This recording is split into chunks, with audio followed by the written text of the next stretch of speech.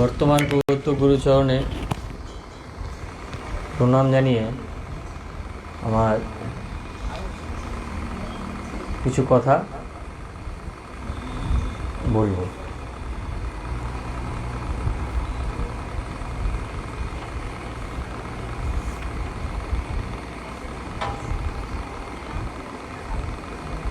সত্য ধর্মের প্রাককাল থেকে শুরু থেকে যেভাবে সত্য ধর্মের পরিধি বেড়েছে, মানুষ জানতে পেরেছে, সত্য ধর্মে এসেছে গুরুদেবের সময়কালীন। গুরুদেব তো এসেছিলেন, সঙ্গে অনেককে নিয়েও এসেছিলেন। পরে হয়তো তারা জেনেছে, অনেকে সেবারও জানতে পারেনি, তারপরেও এখনও জানতে পারেনি, তারা হয়তো আরও কয়েকবার এসে গেছে। গুরুদেব সব রকম ব্যবস্থা করে এসেছিলেন যে এবারে এই ধর্ম প্রকাশ করব, পৃথিবীকে প্রকৃত পথ দেখাবো। তো সেই চেষ্টা যতদূর সম্ভব, নিরলস চেষ্টা, মানে সীমাহীন চেষ্টা করে সত্য ধর্মের প্রচার করে গেছে। সঙ্গ যার সাথে যতটুকু যে যা সঙ্গ দিয়েছে পেয়েছে, আর নিজেকে প্রচুর কষ্ট করে সত্য ধর্ম প্রচার করতে হয়েছিল। তারপর 4 জনকে তৈরি করেছিলেন যাতে কাজ করে, তার মধ্যে একজন বিশেষ কাজের উপযোগী হয়েছিলেন, আর একজন অল্প কিছু করেছেন, বাকিরা তো করেননি। তা যিনি লাস্ট কাজ করেছেন, বিশেষ কাজ করেছেন, মহাত্মা নিবারণ, তার বড় জ্বালা ছিল। সেটা সবাই বুঝতো না, এখন আমরা কিছুটা বুঝতে পারি। আমরাও বুঝতাম না যদি বর্তমান আর প্রবর্তকের সঙ্গ না পেতাম, কি জ্বালা তাকে ভোগ করতে হয়েছিল।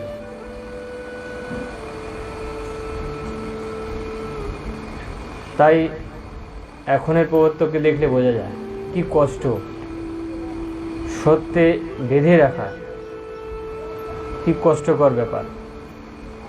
ভক্তি কি জিনিস এখন টের পাই। ভক্তি না হলে তো উন্নতি হয় না। মহাত্মা নিবারণের কাছে যারা ছিল কেউই উন্নতি করে নাই, নামমাত্র গুটি কয়জন উপাসনাদি করতেন, বাকি উন্নতি বিশেষ কেউ কিছু করে নাই। যতই পাহাড় সমান চিন্তা ভাবনা করে, পাহাড় সমান কথাবার্তা বলুক, কিচ্ছু যায় আসে না, ও দিয়ে কিচ্ছু হয় না। ও পুরাণে শুকিয়ে থাকলে অনেকেই মানুষ সত্যধর্মে এসেছে গেছে, যারা উপাসনাদি করেনি, এরকম ছিল, কিন্তু উপাসনাদি করে না, করতো না, সেরকম প্রায়ই আছে। কিন্তু প্রকৃত ভক্তি কারোর হয় না। মহাত্মা নিবারণের প্রচারের সময় থেকে এর আগ পর্যন্ত, বর্তমান প্রবর্তকের আগ পর্যন্ত, তা ভক্তিটা অত সহজ নয়। সব থেকে কঠিন, বর্তমান সত্যধর্মীদের মধ্যে সব থেকে কঠিন এই তথাকথিত সত্যধর্মী যারা আছে, এদের কাছে হয়ে দাঁড়িয়েছে ভক্তি একদম প্রথম অন্তরা। এর জন্যই আটকে আছে সব। যা বই পুস্তক করে টুকিটাকি যা বোঝে তথাকথিতরা, ঠিক আছে বোঝে, কিন্তু কি করে যে আমি পাবো ধরতে পারে না। বইয়ে লেখা আছে, পড়েও বোঝে না। ভক্তি সেটা অর্জন হবে কি করে? বিশ্বাসটা করব কি করে? কার প্রতি ভক্তি করব? ভক্তি যেহেতু সীমিত, ইহ জগতের ব্যাপার, তাই যে আত্মা মরে গেছে তাতে ভক্তি দেখানো যায় না, দেখাতে গেলে এখন যে বেঁচে আছে রক্ত মাংসের শরীর তাকে দেখাতে হবে, সেখানে অভ্যেস করতে হবে।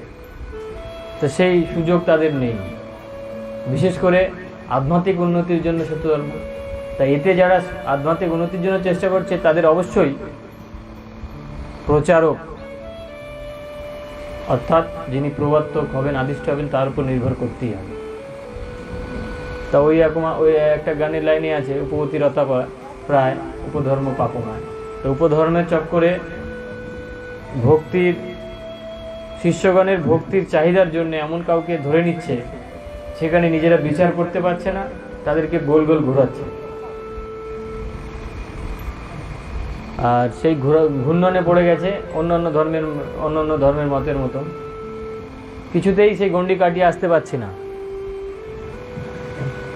এই ভক্তি হচ্ছে প্রধান অন্তরা। ভক্তি করা সব থেকে কঠিন। কেউ কি পারে? অত সহজ ব্যাপার। যে আমাকে ছোট করে, আমাকে যে ছোট করছে, তাকে যে করছে তার কাছে আমার নত হতে হবে, তার কাছে অন্য কোনো সম্পর্ক নেই। আত্মার উন্নতির জন্য সে আত্মা উন্নতিতে আসমানে আমার থেকে, আমি মাটিতে। যেহেতু সেই খিদে নেই প্রকৃত আত্মোন্নতি, তাই সেই জায়গায় সে ভক্তির কোনো ব্যাপার নেই। যদি কাজের জায়গা হতো ভক্তি থাকতো না, সুবিধা লোভের জন্য হতো। কিন্তু আত্মোন্নতির ক্ষেত্রেও একটা সুবিধা থাকে, সেই সুবিধাটা দরকার পড়ে না বলে আমরা এত পিছিয়ে। মেন যে সুবিধা আমাদের দরকার, সেই সুবিধা কি? আত্মোন্নতির জন্য একজন ব্যক্তি যার উপর নির্ভর হলে সে আত্মোন্নতি করাবে, সেই সুবিধা আমাদের দরকার নেই। আমাদের কি দরকার আছে? এই তম অলস এইসব নিয়ে যেগুলো পড়ে আছে জগতে, এইসবের বিশেষ সুবিধা দরকার। গাড়ি বাড়ি, অর্থ, থাকা খাওয়ার সুব্যবস্থা, এইসব হচ্ছে মেইন সুবিধা দরকার। আত্মোন্নতির সুবিধা দরকার নেই বলেই আমরা আত্মোন্নতি যে করাবে সেরূপ ব্যক্তিকে প্রকৃত ভক্তি করতে পারছি না। ওই একই অন্তরায়, মেন অন্তরায়। বর্তমানে অল্প সময়, মানুষের হাতে সময় নেই, শুধু অর্থের যে যোগান দিতে পারে সেখানে ভক্তি, সেখানে বিশ্বাস করছে, যদি হয় আমার কিছু রাস্তা।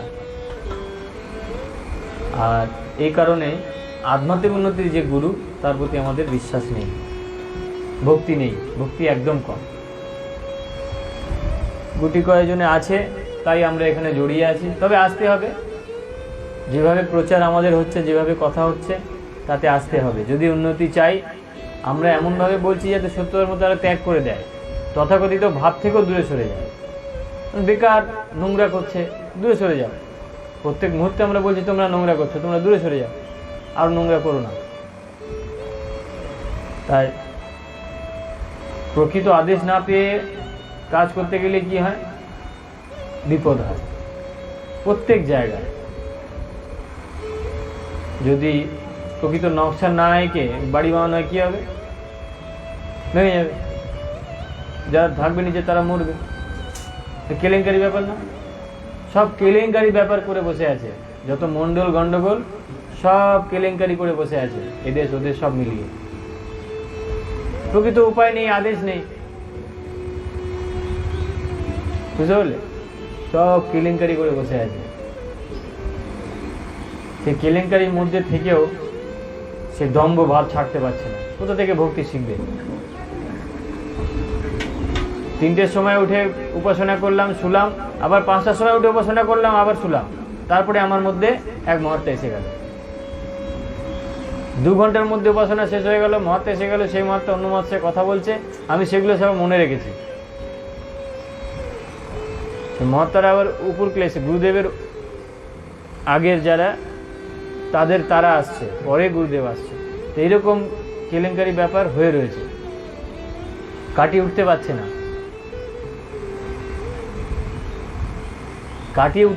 এইসব ব্যাপারগুলো কাটিয়ে উঠতে পারছে না। সত্যধর্মের বইগুলো ভালো করে এরকম মুখস্থ করেছে ভক্তিভাজন মহাত্মা রাও, এরকম ভালোভাবে মুখস্থ, লাইন বাই লাইন মুখস্থ করে রেখেছে, কিচ্ছু কাজের নেই। ওরকম আগেও ছিল, এখনো থাকলেও কিচ্ছু কাজের নেই, লাভ নেই। মুখস্থ করে কোনো কিছু হবে না। তাহলে আমাদের কি করতে হবে? মিথ্যে মাত্র পাপ, মিথ্যাকে দূরে সরাতে হবে। আর কি করছে? যেখানে বসে কথা বলছে সেখানে কি করেছে? সেইখানে কিছু লোক নিয়ে বসে আছে যারা মিথ্যে আশ্রয় করে সত্যকে বাঁচিয়ে রাখার চেষ্টা করছে, সেরকম লোক নিয়ে বসে আছে।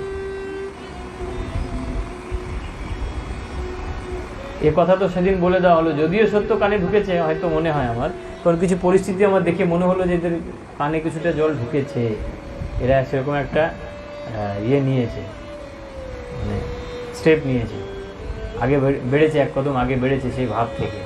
ওই ভাবটা হয়তো দূরে সরাবে কদিনের মধ্যে, কারণ পারছে না তো, জবাব নেই, প্রশ্নের উত্তর দিতে পারে না, যন্ত্রণা তো পাবেই। আর বুড়ো হয়ে যায়নি তো, কিছু ইয়াং ছেলে আছে ওর মধ্যে, তারা যাবে কোথায়? বয়সগুলো তো কান চোখ সব বন্ধ হয়ে গেছে, কিছু যায় আসে না, কিন্তু কম বয়সগুলো তো কিছু কিছু খোলা আছে, তারা যাবে কোথায়? তাদের মনে হচ্ছে তাদের কিছু স্টেপ এগিয়েছে, এক ধাপ এগিয়েছে। এই কথাগুলো তাদের কানে ঢুকেছে যে মিথ্যেকে আশ্রয় করে কোনো সত্যকে বাঁচানো যায় না। সত্য ধর্ম যেখানে, সেখানে তো মিথ্যে কোনো স্থান নেই। সব থেকে বেশি সত্যবাদী সত্যধর্মীরা, সব থেকে বেশি সত্যবাদী। কেমন হয়? সত্য ধর্ম আগে পেত না, এখন পায়। আগে যা দেবদেবীরা ছিল তাদের থেকেও বেশি সত্যবাদী বর্তমান যারা সত্য ধর্ম পেয়েছে, দীক্ষিত তারা, সেই পথে এই হিসেবে বললাম বেশি সত্যবাদী। এখানে মিথ্যে কোনো জায়গা নেই, মিথ্যে আশ্রয় করে তো কোনো কিছু করাই যাবে না। যত এগোবে তত ভালো, কিন্তু তারাও একটা জায়গা কেটে আসতে পারছে না যে আমরা তার কাছে যাই, যিনি আদিষ্ট হয়েছেন তার কাছে যাই, বা তার সাথে যোগাযোগ রাখি, আত্মোন্নতি করি। বোঝা যায় সবাই ধাপে ধাপে এগিয়ে যাচ্ছে, সময় কাটছে, পদের মোহ কম বয়স থেকে এসে যাচ্ছে, সব বোঝা যায়। লাঠি সামলাচ্ছে এক এক আশ্রমে, এক এক দলের। গুরুদেবের জন্য বাড়িঘর বানালে গুরুদেব দেখা দেবে, আজ্ঞা দিয়ে যাবে, তুমি ও এই কাজটা করবে, তুমি ওকে দিয়ে করিও, বা ওই কাজটা করতে এসছে তোমাকে জানিয়ে গেলাম। যেমন ওনাকে জানিয়ে গেছে, তোমাকে তো আগেই জানানো হয়েছিল পুলিন মারা গেলে এই নাম দিতে দেরি হবে, অর্ডার আসতে দেরি হবে। সেরকম মনে করছে কি, অট্টালিকা বানালে, 2তলা 3তলা মন্দির বানালে গুরুদেবের জন্যে, তারপরে স্কুল কলেজ বানালে, তাহলে গুরুদেব এসে বলে দিয়ে যাবে। দুই জায়গায় একই চলছে, এদেশ ওদেশ দুই জায়গায় একই চলছে। এনার চিন্তাভাবনাটাই ওনার তো বলেই ফেলেছে যে আমাকে বলে গেছিল। তাই মানে বড় বড় ছবি মানুষের সামনে দেখালে হবে। মনে করো একটা প্রশ্ন করি, মহাত্মা নিবারণের স্মৃতির, মহাত্মা নিবারণ চলে যাওয়ার পরে তার শরীর যেখানে রেখেছিলেন, মানে যেখানে তার মৃতদেহ আছে, আর মৃতদেহ জ্বালানোর পরে যে 6 বছর রেখে যে কী বলে মন্দির বানিয়েছে না, সে মন্দিরে কি মহাত্মা নিবারণ আসে? ডাকলেই চলে আসে? সত্যধর্ম কি বলছে? সে মন্দিরে চলে আসবে ডাকলেই?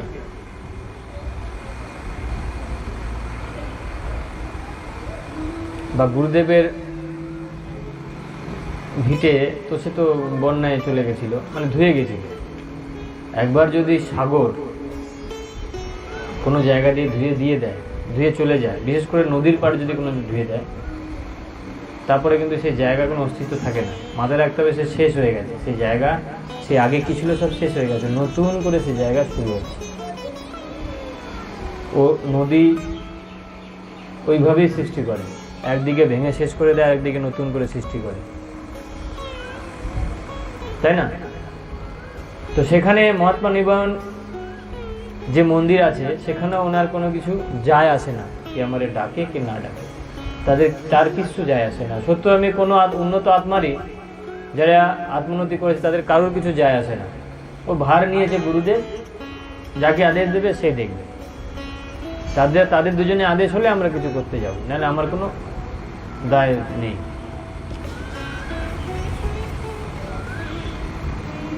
সেই সিস্টেমটাই হচ্ছে সত্যধর্মের প্রকৃতি, সেই হচ্ছে নিয়ম। যাকে দায়িত্ব দেওয়া হবে সেই কাজটা করবে, অন্যজন থোড়ি করতে যাবে। যাকে দায়িত্ব নেই এখন সে যদি সেই কাজ করতে যায় কী হবে? ওই আদেশ অনুযায়ী আদেশ না থাকলে কাজ করতে কেলেঙ্কারি হবে, ওই রকম হবে। তারা কোনো নাক গলাবে না। তাই হাই হতাশ করে লাভ নেই, বর্তমান যাকে আদেশ দেওয়া হচ্ছে তার কাছে যাও, তাহলেই হবে, নাইলে উপায় নেই। আর সব কর্তব্য শেষ, গুরুর বলা কর্তব্য, উনি যা বলছে সেটা যেটা করতে হবে। তার কাছে ওনার যে নিয়ম বলে রেখেছে, ধর 3 দিন ধরে আমাকে একই কথা বলে যাচ্ছে, এই সময় তোমাকে এই করতে হবে, উৎসবে আসতে হবে।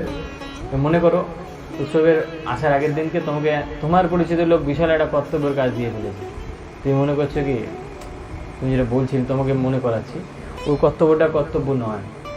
এই আগে থেকে যে আমার ঠিক করা আছে উৎসব, এটা হচ্ছে মেন কর্তব্য। ওগুলো আসছে বছর আবার হবে, উৎসব আসছে বছর আর হবে না। এই যেটা উৎসব আসছি, এই উৎসবে গেলে আমার এই এই গুণের অঙ্কুর হবে। যে তোমার যেটা দরকার না, মুক্তি চাই, উন্নতি হচ্ছে না, ওই উৎসবে আসলে তোমার ওই ওই গুণের ওই গুণের অঙ্কুরগুলো এসে যেত, তোমার পথ প্রশস্ত হয়ে যেত, তুমি সেটাকে আবার এরকম করে দিবে, খুলেছিল আর কিছু না। এরকমই হয়, বেশি চেষ্টা করলে বেশি পরীক্ষা দিতে হয়, আর চেষ্টা না করলে পরীক্ষা দিতে হয় না। কোন রকম চলতেই থাকে।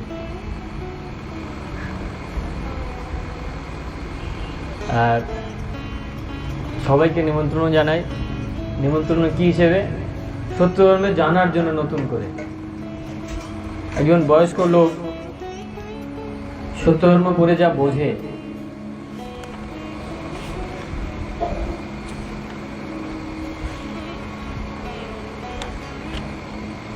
বলতে হয় সবই বলে দিই, যা লোকের সাথে কথা হয় আমার সবই বলে দিই। হ্যাঁ,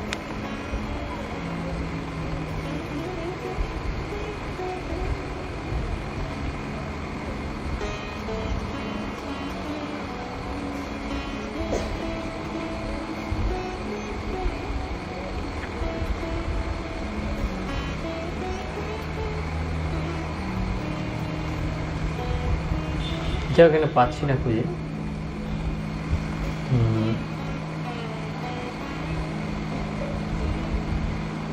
হ্যাঁ, পরমেশ্বর দর্শনের পেয়েছি, ধরতে পারছি না। পরমেশ্বরের দর্শন লাভের পূর্বে ধ্যানাবস্থায় ক্রমান্বয়ে নিম্নলিখিত রূপে জ্ঞান লাভ ঘটিয়া থাকে, যথা প্রথম গাঢ় অন্ধকার, দ্বিতীয় বিরল অন্ধকার, তৃতীয় স্বল্পকালস্থা বা দীর্ঘকাল স্থায়িনী মূর্তির দর্শন, চতুর্থ দেবগণের জ্যোতি দর্শন, পঞ্চম দেবগণের সহিত কথোপকথন, ষষ্ঠ ব্রহ্মজ্যোতি দর্শন এবং তৎপরে ব্রহ্ম দর্শন।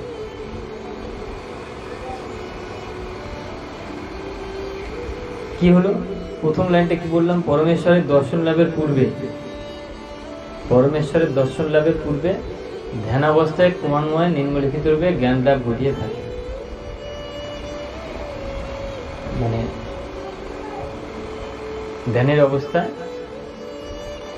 ধ্যান অবস্থা ছাড়া কিন্তু হয় না। পরমেশ্বর দর্শন লাভ করতে গেলে ধ্যান অবশ্য করতে হবে, সেটা এখানে বলে গেল। ধ্যান অবস্থা ছাড়া হবে না, অসম্ভব। ধ্যান অবস্থায় ক্রমান্বয়ে, ক্রমে, ধাপে ধাপে অন্ধকার, গাঢ় অন্ধকার, দ্বিতীয় বিরল অন্ধকার, তৃতীয় স্বল্পকালস্থা দীর্ঘকাল স্থায়ী মূর্তি দর্শন, তৃতীয়তে, চতুর্থ দেবগণের জ্যোতি দর্শন, পঞ্চম দেবগণের সহিত কথোপকথন, ষষ্ঠ ব্রহ্মজ্যোতি দর্শন। এবং এখানে এবং দিয়ে আগে যা বলে দিলে তো শেষ একটা কিছু বলতে যাচ্ছে, এবং তারপরে ব্রহ্ম দর্শন। তাহলে ব্রহ্ম দর্শন হচ্ছে শেষ, এই ধাপগুলো হচ্ছে শেষ, হচ্ছে ব্রহ্ম দর্শন। তো একজন পণ্ডিত ব্যক্তি তিনি কয়েকটা বইও লিখেছে সত্যধর্মে, আমাদের তথাকথিত সত্যধর্মে সে কয়েকটা বই লিখেছে, বইও লিখেছে। তার জ্ঞানের গভীরতা এত দূর। সে বলছে পরমেশ্বরের দর্শন লাভের আগের মুহূর্তে ব্রহ্মদর্শন হয়, ব্রহ্মদর্শনের পরে পরমপিতার দর্শন। সে এই লেখনী পড়ে বুঝেছে।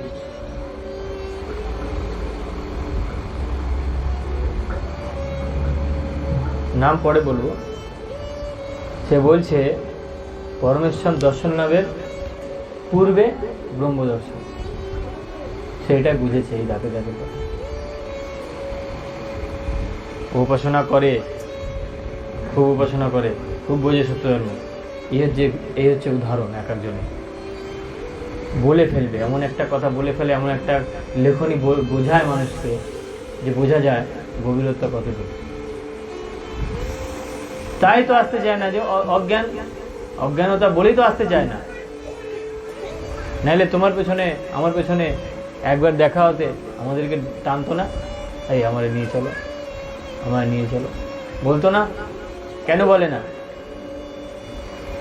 বোধশক্তির অভাব, প্রকৃতই জ্ঞান নেই।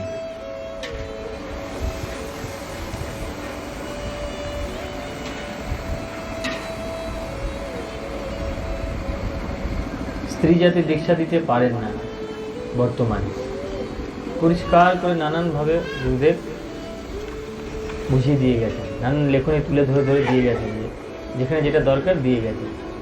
বলা সত্ত্বেও তারা বলছে না এটা ঠিক না, তার এটা যেটা সে বুঝেছে এটা ঠিক বোঝেনি। গুরুদেবের উপরে আমাদেরকে যে বলছে তোমরা এটা ঠিক বলছো না, ওই তোমাদের যে রণজিৎ ঠিক বলে না, ওটা বুঝিনি। ওই যে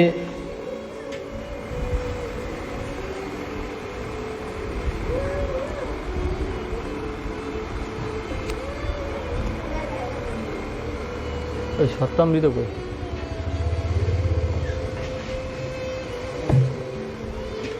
না, হ্যাঁ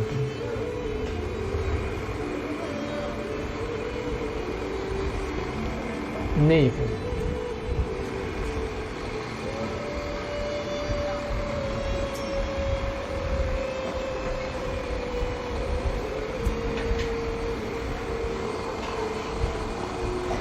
গুরুদেব কখনো কারোর জন্য ব্যতিক্রম নিয়ম করে যায়নি, বিশেষ করে ধর্ম প্রচারের ক্ষেত্রে।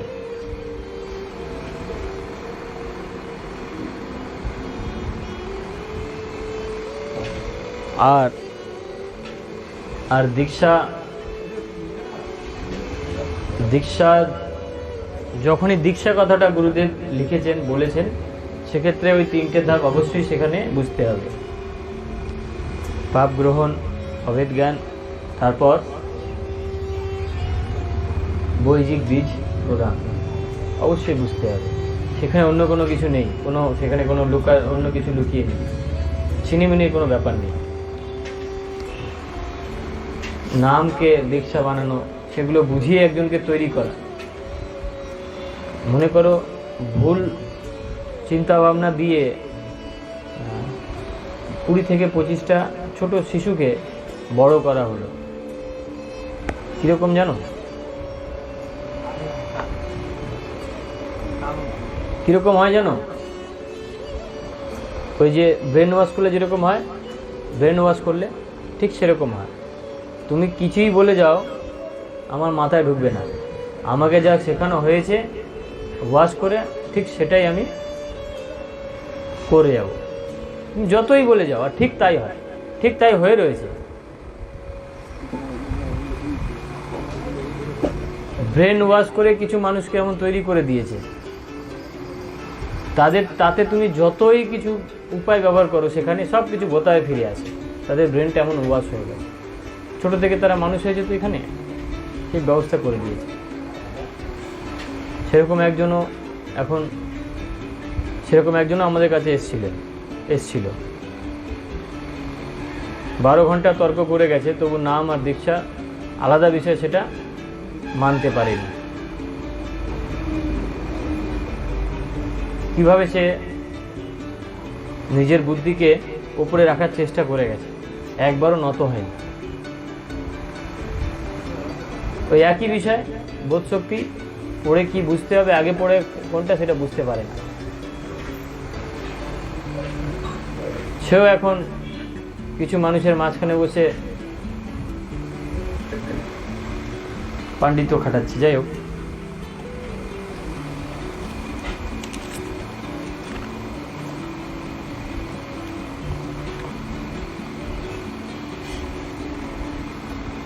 সব বিষয়গুলো এইরকম, কার্যজ্ঞানের পরে কারণ জ্ঞান।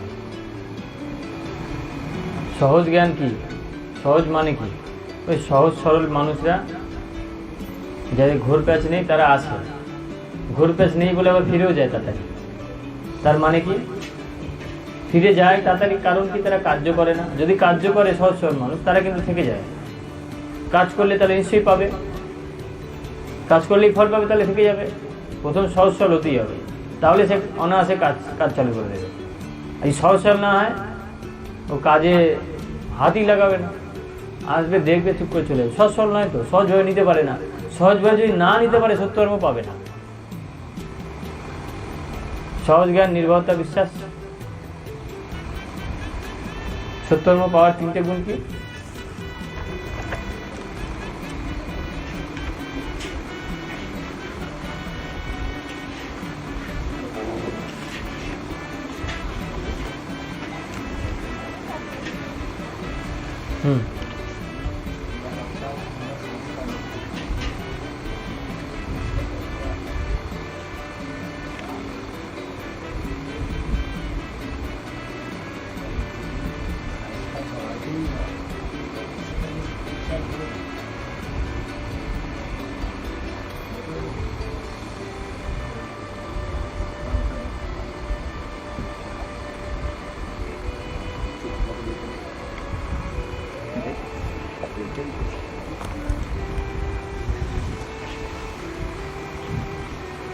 তার মানে সহজ জ্ঞানটা সর্বাগ্রে দরকার।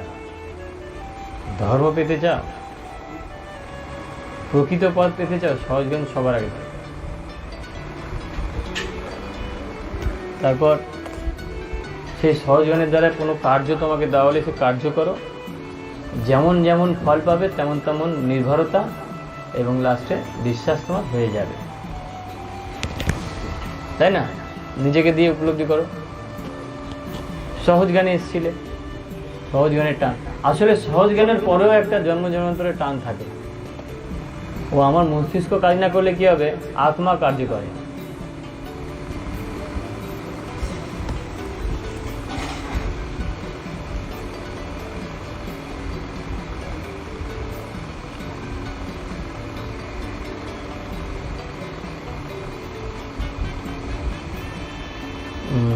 সেই ব্যক্তির উদ্দেশ্যেই বলছি, যারা এখনও মেনে নিতে পারছে না স্ত্রী জাতি বর্তমানে দীক্ষা কার্য করতে পারেন না।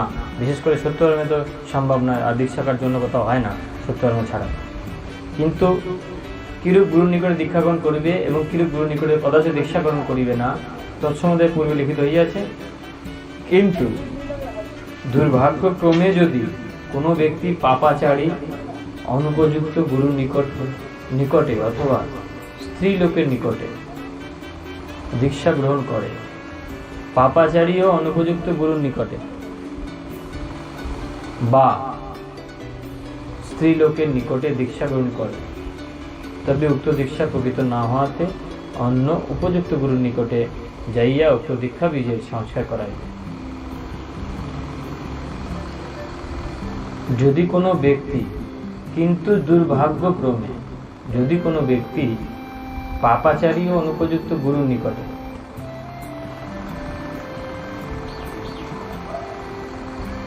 পাপাচারী, পাপের আচরণ করে এমন, উপযুক্ত নয় এমন গুরুর নিকটে অথবা এছাড়া স্ত্রী লোকের নিকটে দীক্ষা গ্রহণ করে, তবে উক্ত দীক্ষা প্রকৃত না হওয়াতে অন্য না প্রকৃত হয় না, না হওয়াতে হবেই না, না হওয়াতে না হওয়ার জন্য অন্য উপযুক্ত গুরুর নিকটে যাইয়া উক্ত দীক্ষা বীজের সংস্কার করাইবে। সংস্কার করাইবে শ্লোকে, সংস্কৃত শ্লোকে নিচে লেখা আছে, অঙ্গহীনই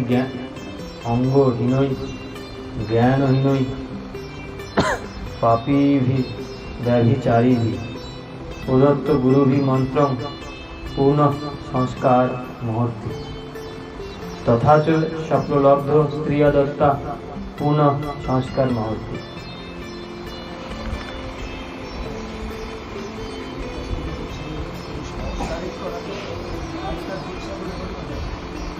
হ্যাঁ, দীক্ষা স্ত্রীর কাছ থেকে নিলে সংস্কার করাতে যেমন হবে, যেমন মন্ত্রে ধ্যানে যদি দীক্ষা পায় তাও সংস্কার করাতে হয়, বীজ পায় তাহলে তাকে সংস্কার করাতে হবে। সেরূপ স্ত্রীলোকের কাছে বীজ পেলেও তার সংস্কার করাতে হবে, না সংস্কার করলে দীক্ষা বলে গণ্য হয় না, সে ওখানে আর গুরু থাকে না। রক্ত মাংসের শরীর দরকার হবে প্রকৃত গুরু হওয়ার জন্য। হ্যাঁ, মহাত্মা বলো না 16 নম্বরে বলেছে গুরু হতে গেলে কি গুণের দরকার, তার মধ্যে ওই এই ভূমণ্ডলে অবস্থানকারী হতে হবে, ভূমণ্ডলে অবস্থানকারী হতে হবে গুরু হতে হইলে। তাহলে পাপীচারী অনুপযুক্ত গুরুর নিকটে অথবা স্ত্রীলোকের নিকটে দীক্ষা গ্রহণ করে, তবে উক্ত দীক্ষা প্রকৃত না হতে অন্য উপযুক্ত গুরুর নিকট যাইয়া উক্ত দীক্ষা বীজের সংস্কার করা যায়। ইহাতে গুরুত্যাগ দোষ হয় না, মানে কেউ যদি মনে করে এরকম হয়েছে, অন্য জায়গায় যাবে, মানে প্রকৃত গুরুর কাছে যাবে, তাহলে এতে গুরু ত্যাগের কোনো দোষ হয় না। মধুলুব্ধ যথা ভৃঙ্গ পুষ্পান্তরং ব্রজিত।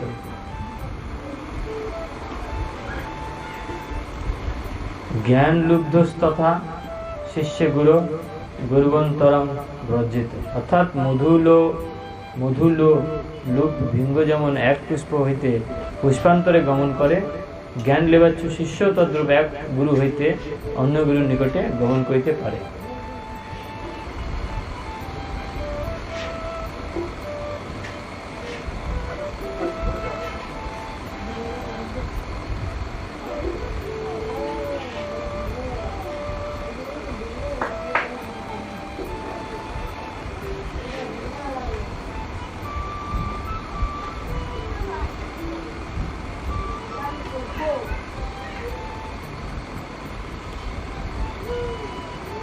এখানে একটু পড়ি, সংস্কৃতে লেখা আছে, তারপরে বাংলাতে লেখা আছে, সেটা পড়ছি। অত্যন্ত জ্ঞান দীয়মান এবং সঞ্চিত পাপ ক্ষীণ হয় বলিয়া তত্ত্বদর্শী মুনিগণ ইহাকে দীক্ষা বলেন। যেহেতু দিব্য জ্ঞান দান করে ও পাপের ক্ষয় করে, সেই জন্য তত্ত্বদর্শী মুনিগণ ইহাকে দীক্ষা কহে। হে দেবেশী, দীক্ষা নিয়মপূর্বক কৃত হইলে লক্ষ লক্ষ মহাপাতক ও কোটি কোটি উপপাতক ক্ষণকাল মধ্যে দগ্ধ করিয়া থাকে।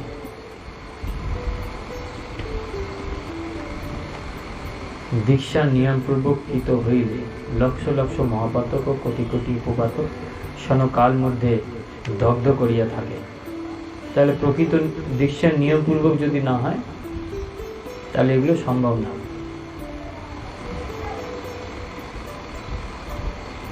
পাপ দগ্ধ হলো না, মানে পাপের কোনো মুক্তি হলো না, নিয়মপূর্বক হতে হবে। তাই নিয়মপূর্বক হওয়ার জন্য দীক্ষা অর্থাৎ নিয়মপূর্বক কৃত হতে হবে সে কার্য। দিব্যজ্ঞান দান করেও পাপের ক্ষয় করে, সেই জন্য তত্ত্বদর্শী মুনিগণ ইহাকে দীক্ষা করেন।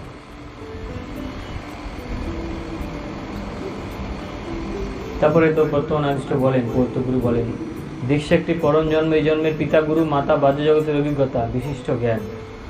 অর্থাৎ দীক্ষা পরম জন্ম, সেই জন্মের পরে মাতা এই প্রকৃতির জ্ঞান, বাহ্য জগতের অভিজ্ঞতা, বিশিষ্ট জ্ঞান। মাতা শ্রদ্ধা তাহাদিকের প্রকৃত প্রেম। শ্রদ্ধা গুণই হচ্ছে এই মাতা পিতার প্রতি প্রেম করার উপায়।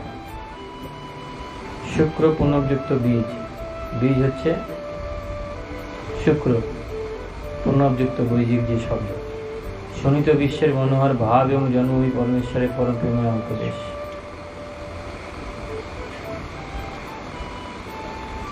দীক্ষারূপ জন্ম যার হয় নাই, তার পক্ষে নরজন্ম বিফল। অর্থাৎ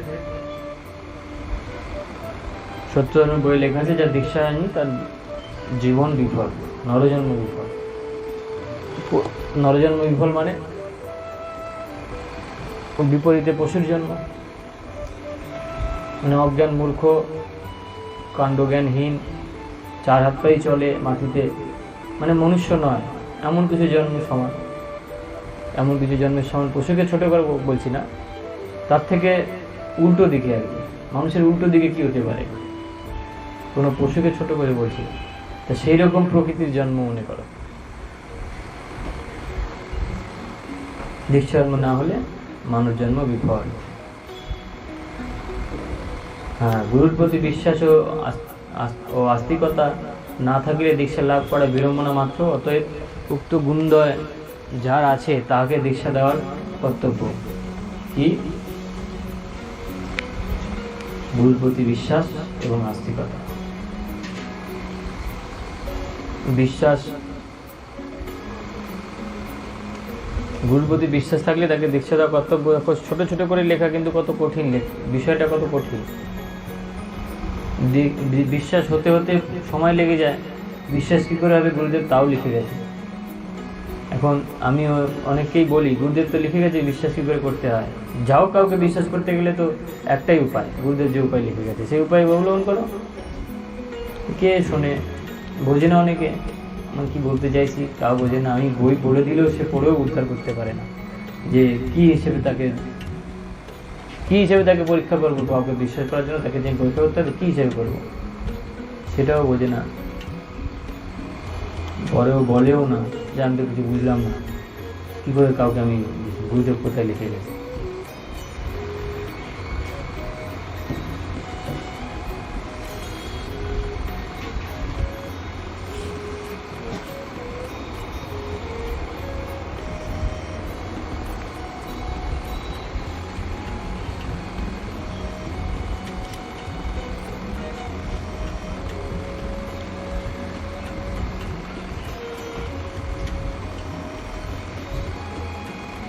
গুরুদেব শিক্ষার সাধারণ নিয়মে কারণ জ্ঞান পূর্বে কার্যজ্ঞানের কথা বলেছেন। আগে কার্যজ্ঞান শিক্ষা করতে হবে, তারপরে কারণ জ্ঞান। কার্যজ্ঞানের পরে কারণ জ্ঞান, কারণ জ্ঞানের পরে কার্যজ্ঞান। প্রথমে কার্যজ্ঞানের পরে কারণ জ্ঞান। সেখানে বিভিন্নভাবে গুরুদেব তুলে ধরেছেন। প্রথমত মনে করো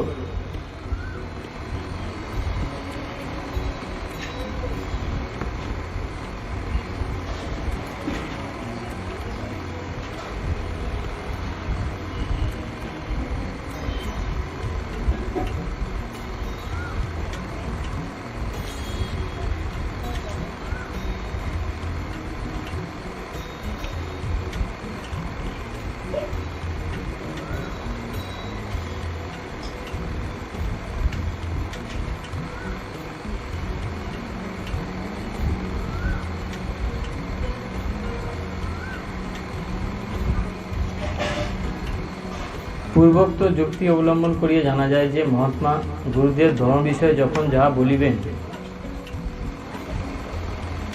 কতগুলি উদাহরণ দেওয়ার পরে কথা বলছে, লিখছেন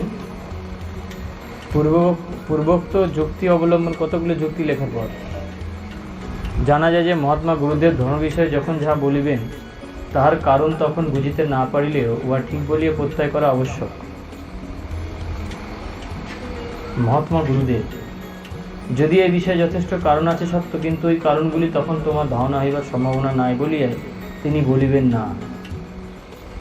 তৎপরে যখন তুমি ধারণা করিবার উপযুক্ত হইবে তখন স্বয়ংই বুঝিতে পারিবে, আর না পারিলে তিনি বুঝাইয়া দিবেন।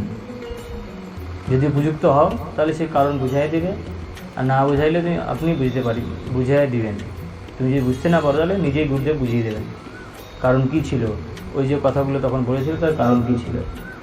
এই স্থলে অবশ্য বক্তব্য যদি উল্লিখিত উপদেশ পাইবার সমকালে ও অটলভাবে ধারণা করিবার শক্তি থাকে তাহলে অবশ্যই তুমি আমার কারণও শুনতে পাইবে, কিন্তু সাধারণত প্রায় এরূপ দৃষ্ট হয় না।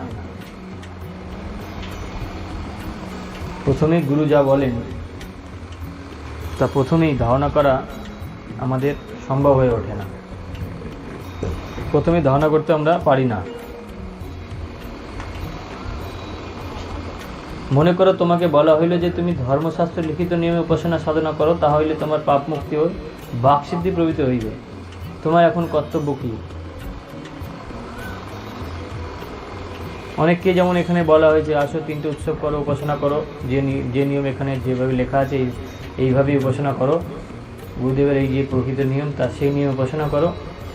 যোগাযোগ রাখো, 3টে উৎসব করো, দেখো কি হয়। তাহলে তোমারও কর্তব্য কি? উনি তো বলে দিচ্ছেন, অনেকেই বলেছেন, কিন্তু যাকে বলছেন, যাদেরকে বলেছেন তাদের কর্তব্য কি? কর্তব্য এই যে এইরূপ উপাসনা ও সাধনা করা, যেরূপভাবে বলছে সেরূপভাবে উপাসনা ও সাধনা করা। যদি বলো এরূপ উপাসনা দ্বারা যে আমার ওইরূপ ফল লাভ হইবে, তা কিরূপে জানিতে পারিব? তোমার কথা শুনলাম, নিলাম, উপাসনা করলাম, তাতে যে ফল লাভ হইবে তা কিরূপে জানিতে পারিব? তার উত্তর এই যে যেরূপে জানিতে পারিবে তা এখন বলিলে তোমার ধন হইবে না। যে মুহূর্তে আজ্ঞা করেছেন সেই মুহূর্তে তুমি যদি প্রশ্ন করো, তা সেই মুহূর্তে বলিলেও তুমি ধারণা করতে পারিবে না। কেননা তোমার এখন কার্যজ্ঞান ও ওই জ্ঞান অনুসারে কার্যের প্রয়োগ করিতে যখন ক্ষমতা হয় নাই, তখন কারণ জ্ঞানের চেষ্টা বিড়ম্বনা মাত্র। অর্থাৎ আগে কাজটা করো, কাজ না করে সে কার্যজ্ঞান যখন হয়নি, তখন কারণ জ্ঞান জানাটা বিড়ম্বনা মাত্র। অতএব ধৈর্য ধারণ করিয়া কার্যে প্রবৃত্ত হও, তবে সমস্ত কারণ ক্রমশ জানিতে পারিবে। গুরুদেবের বাণী, ধৈর্য ধারণপূর্বক কার্যে প্রবৃত্ত হও, ক্রমশ সমস্ত জানিতে পারিবে। এজন্যই এতদ্দেশীয় শাস্ত্রে নিম্নলিখিত কবিতার চরণদ্বয় লিখিত আছে, ভবিষ্যতি বিশ্বাস সিদ্ধে প্রথম লক্ষণ নাম।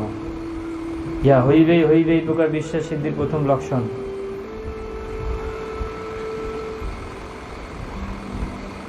অপর আরেকটা উদাহরণে বলছে, অপর ক ও খ নামক দুই ব্যক্তিকে গুরুদেব বলিলেন যে তোমাদিগের উভয়ের পুনর্জন্ম। ক ইহা শুনিয়া গুরুর পারমার্থিক উপদেশ অনুসারে কার্য করিতে লাগিল এবং অচিরেই ও ধারণা করিতে পারিল যে হ্যাঁ, আমার তো পুনর্জন্ম হয়েছে।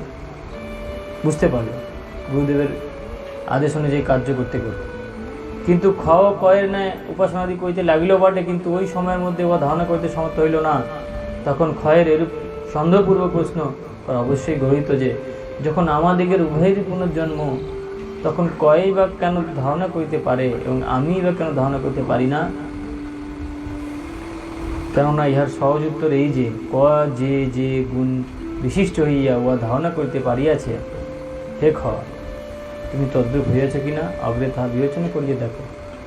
যদি হইয়া না থাকো, তবে ওই গুণগুলি সাধনা করিয়া এই প্রশ্ন করিতে পারো।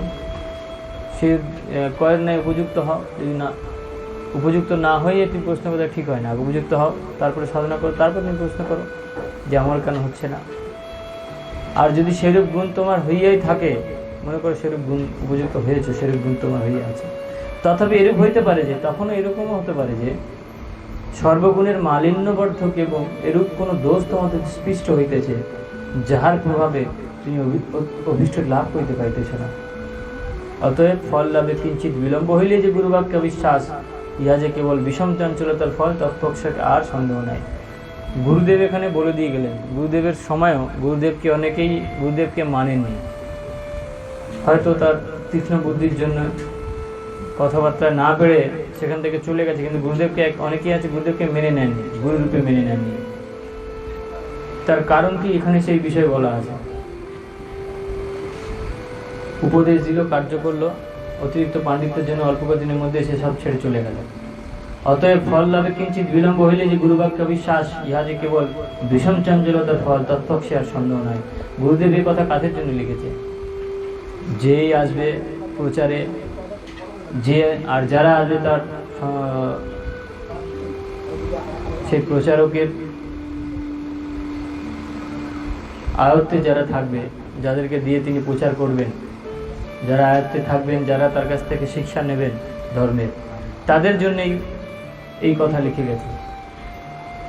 শুধু যে গুরুদেব লিখেছিলেন গুরুদেবের সময়কালীন সময়ের জন্য তাই নয়, সারা জীবনের জন্য যে পদ্ধতি সত্যমের প্রচারের, জ্ঞান পাওয়ার, বিশ্বাস করার, তার জন্য লিখে গেছেন।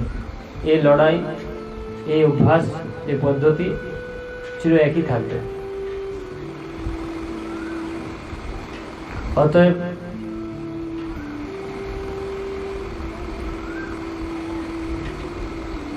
এরূপ হইতে পারে যে সর্বগুণের মালিন্যবর্ধক এরূপ কোন দোষ তোমাতে স্পৃষ্ট হইতেছে, যাহার প্রভাবে তুমি অভীষ্ট লাভ করিতে পাইতেছ না। অতএব ফল লাভে কিঞ্চিত বিলম্ব হইলেই যে গুরুবাক্যে অবিশ্বাস, ইহা যে কেবল বিষম চঞ্চলতার ফল, তৎপক্ষে আর সন্দেহ নাই। আমরা নিজেরা স্বয়ং আমাদের মধ্যে গুণ কি আর দোষ কি তাই বুঝে উঠতে পারি না। পারা না পারাটাই স্বাভাবিক, কারণ সেই ক্ষমতার অধিকারী আমরা নয়। আর অষ্টপা শহরপুর বাইরে, এসবের বাইরে যে মহাত্মারা আছেন তার সাথে আমরা দিনরাত কাটাইনি, তাদের সংস্পর্শে এসে সাধনা করিনি, সেরকম জায়গায় পৌঁছাইনি যে আমরা ধারণা করতে পারি দোষ কী আর গুণ কী। সাময়িক সাময়িক আমরা ধারণা করি মাত্র, তাই আমাদের এই দশা হয়। ওই কিঞ্চিত বিলম্ব হইলে আমরা গুরুবাক্যে অবিশ্বাস করি। এই সমস্ত বিবেচনা করলে বোধিত হইবে যে পূর্ব নির্দিষ্ট দুই প্রকারের মধ্যে প্রথম প্রকার কার্যজ্ঞানের পরে কারণ জ্ঞান, এই নিয়মেই শিক্ষা করা অবশ্য কর্তব্য। গুরুদেব তাহলে বলে দিলেন কার্যজ্ঞান আগে করতে হবে। যেটা কর্তব্য আর যেটা অকর্তব্য সেটা আমাদের ধরে নিতে হবে। কর্তব্যটা আমাদের, অকর্তব্যটা আমাদের নয়, পরিষ্কার ধরে নিতে হবে। ইঙ্গিত করে বলেননি, নাম ধরে বলেননি।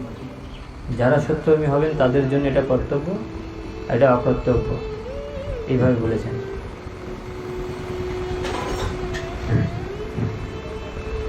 গুরুকে প্রণাম জানিয়ে এই আলোচনা শেষ করলাম।